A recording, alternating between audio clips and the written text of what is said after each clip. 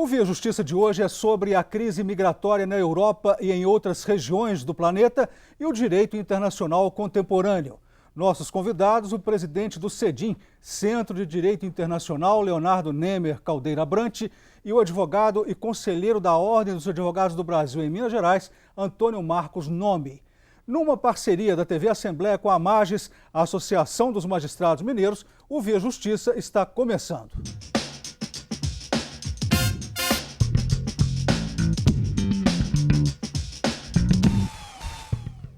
Professor Leonardo Nemer, como a crise migratória está acontecendo na União Europeia, Europa Oriental, Balcãs, Oriente Médio e Sudeste Asiático?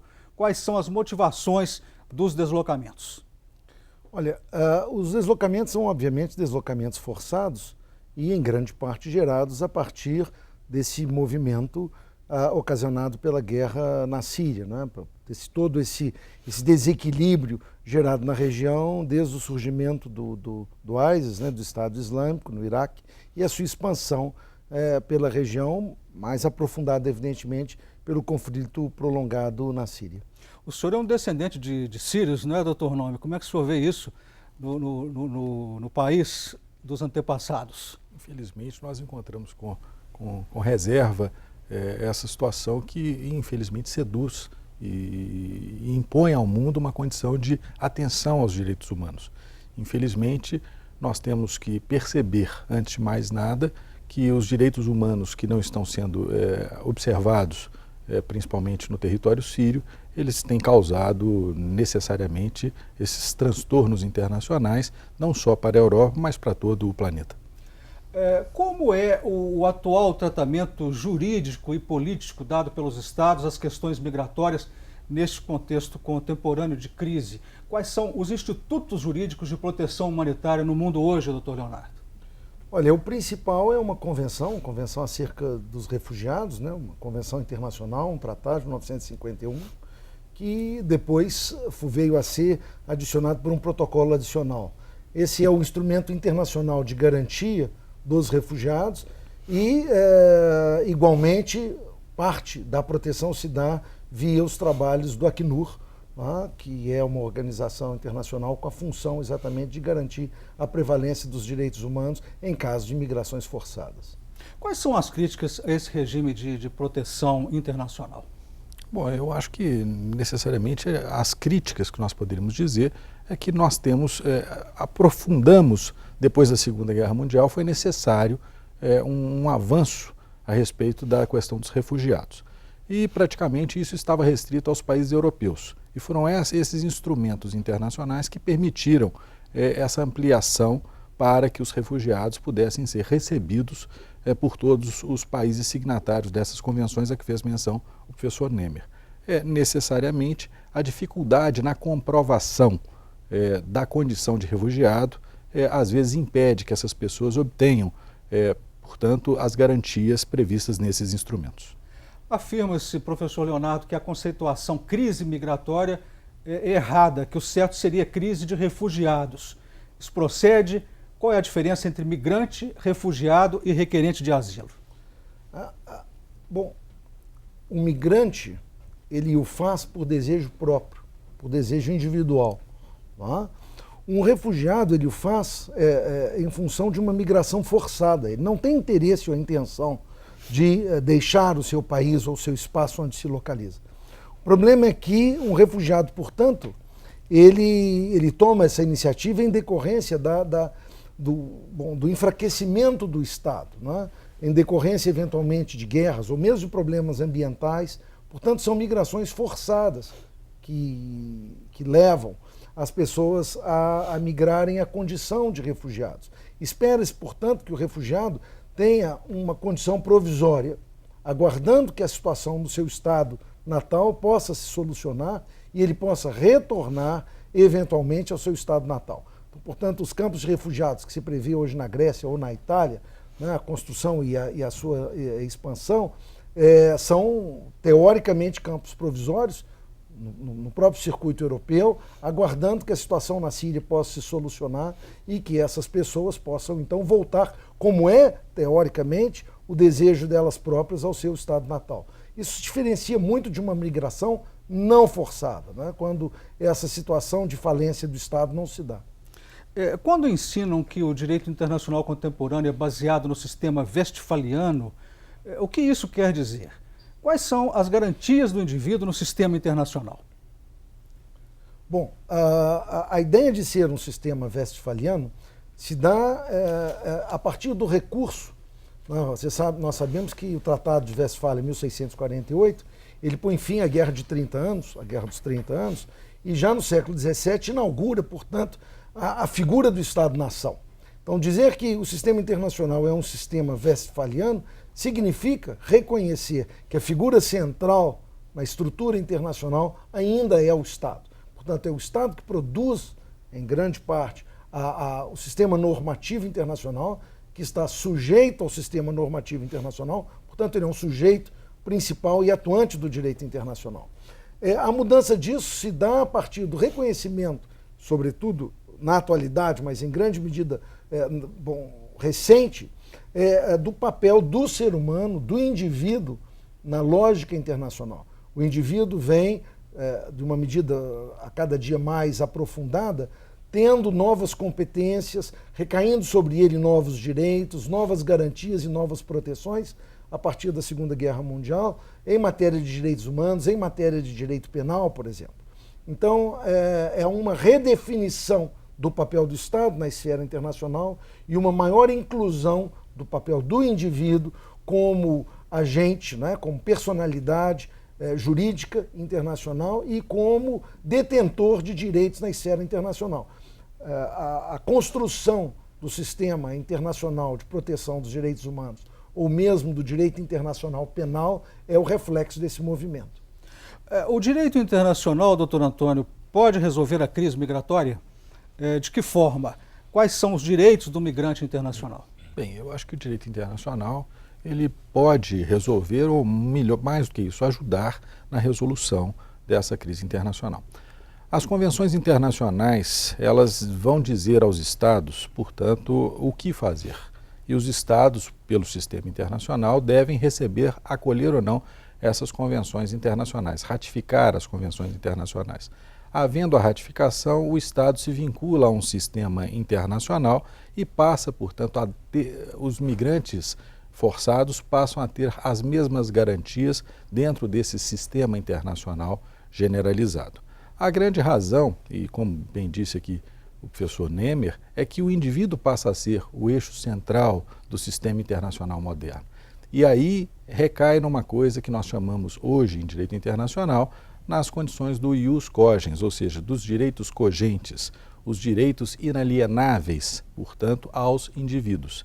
E o refúgio tem passado a ser uma condição de um direito inalienável para as pessoas. Portanto, já se pode dizer atualmente que o Instituto do Refúgio deve ser reconhecido por todas as nações com a referência às convenções internacionais da matéria. O Via Justiça faz agora um rápido intervalo e voltamos em instantes.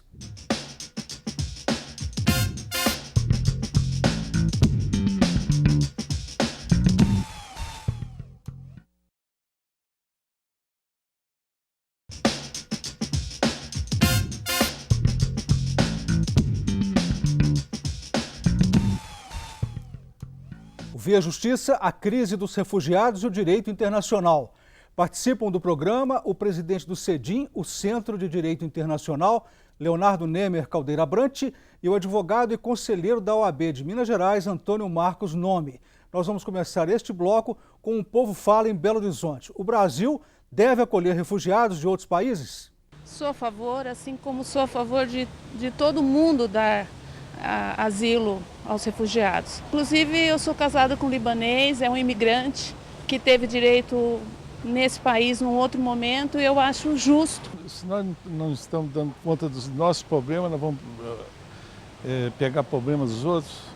Nosso governo não tem condição de resolver os problemas nossos, então eu sou contra. Eu acho que o nosso país tem que estar aberto a receber todas as pessoas, sejam de outros países, desde que se adequem a nossas condições de vida e respeitem os brasileiros. Sem qualquer preconceito, todos aqueles que queiram vir para o Brasil. Os árabes, sim. Os africanos, o Brasil, com essa inflação, Não tem jeito, os países mais ricos deveriam recebê-los. Eles estão necessitados, né? Tá muito difícil a condição deles lá, por esse motivo eles estão refugiando para outros países, inclusive para cá. E eu sou a favor, sim, de dar abrigo a eles. Solidariedade, pô. Para começar, a maioria deles são sírios, pessoas que já ajudaram a construir o país. Curioso, tem favoráveis, mas tem contrários também. Como é que o senhor viu a fala popular, professor Leonardo? Eu acho que a grande maioria é favorável e eu acho que esse é o sentimento brasileiro de solidariedade, não é? O Brasil é um país acolhedor, o Brasil é um país formado por imigrantes, né? Eu mesmo, minha família é de imigrante libanesa, então eu sou absolutamente favorável e vejo que, embora com algumas exceções raras, a tendência brasileira é no caminho da solidariedade e eu acho que a tendência, em um primeiro momento, é inclusive uma tendência global. Ela é em solidariedade porque nós percebemos que, no caso do refúgio, há um sofrimento absoluto em função da falência do Estado e em função, não há um desejo, né, da pessoa de buscar novos rumos, ela está viajando, saindo, largando a sua casa, perdendo sua família, familiares, etc., em função de uma guerra cruel e injusta. Doutor Antônio, como analisar a legislação brasileira sobre o refúgio? O senhor acha que ela é mais abrangente que a de outros países? Nós temos uma excelente legislação brasileira sobre refúgios, moderna, atual, que segue todas as normativas e os princípios internacionais. Portanto, hoje nós temos uma lei federal, que é a lei número 9474, desde 1997, que regula todos os direitos dos refugiados no Brasil. Agora eu pergunto ao senhor, professor, como é o procedimento de refúgio adotado pelo Brasil? O procedimento legal? Ele tem que solicitar o refúgio, não é? Quem controla é o CONARE, que o Brasil hoje já tem 2.500, né, Antônio Marcos? 8.500 refugiados. Né?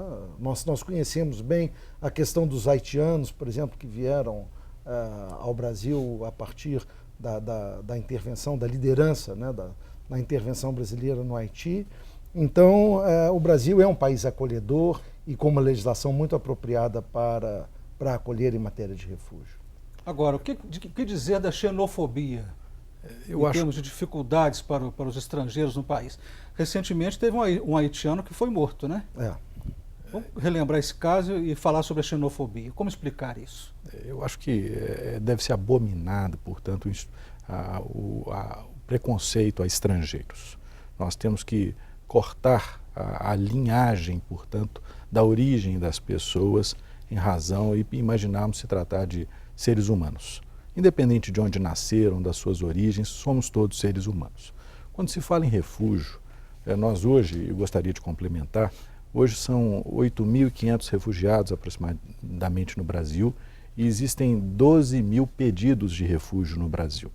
E esses indivíduos que buscam refúgio no Brasil têm uma garantia legal, qual seja, de em qualquer ponto da Polícia Federal, eles podem requerer o refúgio e devem fundamentar, portanto, a sua condição de refugiados. E é exatamente com base nas prerrogativas internacionais de proteção às pessoas vitimadas, portanto, nos seus países de origem, que o Estado brasileiro, atento à legislação internacional, ela dá uma ampla garantia de, a qualquer momento, o estrangeiro poder buscar proteção no Estado brasileiro. Isso faz com que nós não sejamos um país, portanto, que discrimina o estrangeiro e não estejamos, portanto, atentos à questão, ou estejamos, aliás, muito atentos à questão do combate à xenofobia. Tem até um ponto importante que nós podemos verificar na fala de um dos entrevistados, é que, evidentemente, ao solicitar o refúgio, o refugiado, no caso brasileiro, da própria Convenção Internacional, ele deve respeitar, enquanto refugiado, se adequar à legislação brasileira. Portanto, ele está submetido à legislação brasileira e à ordem pública dentro do Estado brasileiro. Evidentemente, esse é um dos requisitos importantes oriundos da própria Convenção Internacional. Doutor Antônio, como situar o princípio da responsabilidade de proteger no caso da crise dos refugiados? Bom, eu acho que antes de mais nada nós temos que nos preocupar, o princípio da responsabilidade, a preocupação absoluta que o Estado brasileiro tem em receber esses refugiados estrangeiros. Ou seja, é o acolhimento absoluto que se deve dar a todas as garantias civis às pessoas que necessitam, portanto, de auxílio internacional.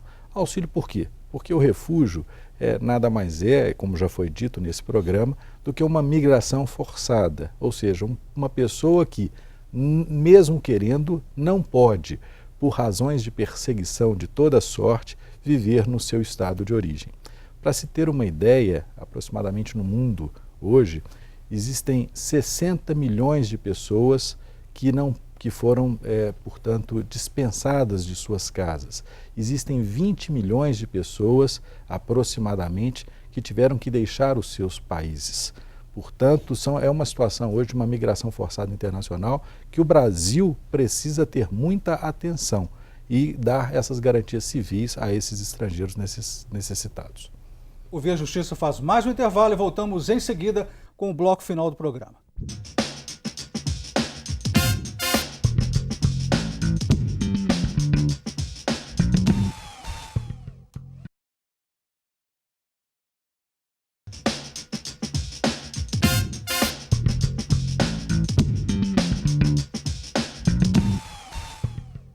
O Via Justiça, a crise dos refugiados e o direito internacional.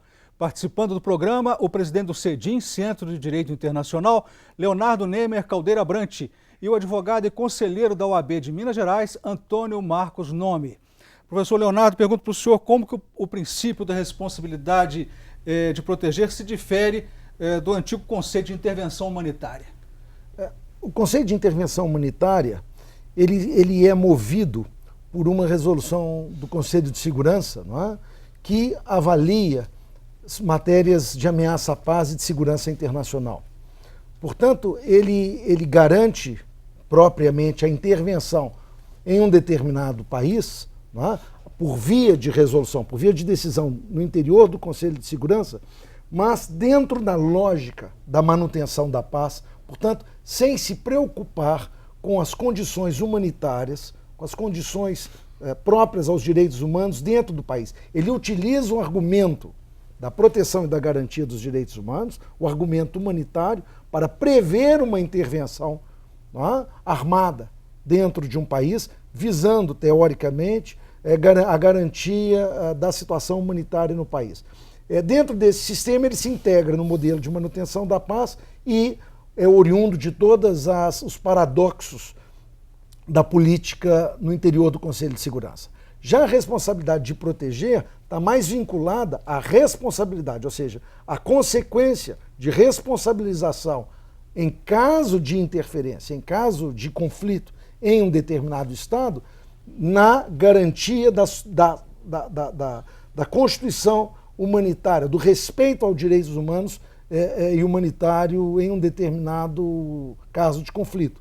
Portanto, os Estados podem ver engajadas a sua responsabilidade ou podem vir a responder por crimes de responsabilidade em caso de intervenção sem o devido respeito aos direitos humanos naquele determinado local. É um princípio muito importante e que foi, sobretudo, levantado pelo Brasil e sustentado com muita propriedade pela diplomacia brasileira nos últimos anos. Vamos ver agora a opinião do presidente da Comissão de Direitos Humanos da Assembleia Legislativa de Minas Gerais, como Minas está participando na acolhida de refugiados. O Estado, acima de tudo, ele é solidário. As pessoas que vêm para o nosso país vêm por condições de crise, de guerras e de conflitos. O papel do Estado é preparar as políticas de ingresso e de inserção. Primeiro, do acolhimento, de proteção e depois de reinserção. E as medidas são aquelas: a validação de diploma, a qualificação profissional, a regularização documental da permanência, da possibilidade de permanência desses imigrantes aqui na cidade, o atendimento à saúde e depois também o acesso à moradia. Significa então que Minas Gerais está preparada para recebê-los, doutor Antônio? Eu acho que Minas Gerais está dando um show.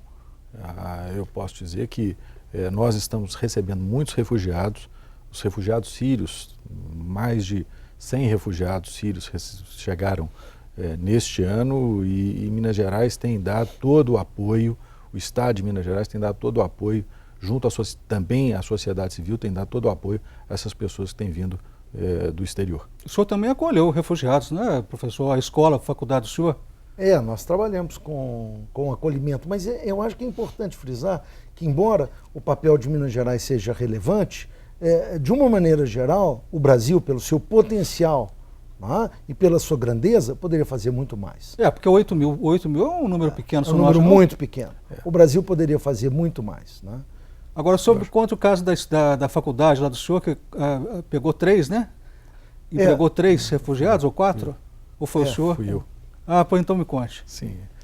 Nós, por um princípio humanitário, nós hoje temos 4 sírios que trabalham na universidade, com formação superior, e são pessoas, portanto, que com um sorriso nos olhos, e digo mais, com uma vontade enorme de trabalhar, de ter dignidade, eles têm desempenhado um papel esplendoroso junto a toda uma comunidade acadêmica. Como avaliar o papel da ONU nesse momento da crise de refugiados internacional? A ONU tem todas as suas limitações, né? A ONU, no fundo, é uma organização que reúne os estados e reflete todas as contradições desse modelo de união, sem que haja necessariamente um poder coercitivo e decisório amplo. Mas ela tem tido um papel relevante, sobretudo na condução das negociações, da implementação do tratado acerca de refugiados, né? E no convencimento, sobretudo no momento junto aos Estados europeus, no convencimento da necessidade de que se tenha uma solução mais humanitária ao problema gerado a partir do conflito na Síria. Vamos para as considerações finais. Pergunto aos senhores, o direito internacional garante ou não a proteção necessária ao indivíduo? Doutor Antônio. Eu acho que o direito internacional moderno, ele tem dado garantias muito importantes e significativas à figura do homem. Desde a Segunda Guerra Mundial, praticamente desde 1948, nós temos um avanço e o direito internacional sai da sua preocupação com os Estados e ele se foca basicamente na figura do homem. Então eu acho que os Estados e principalmente o Brasil estão atentos a essa modernidade e têm recebido praticamente na sua legislação interna esses princípios internacionais.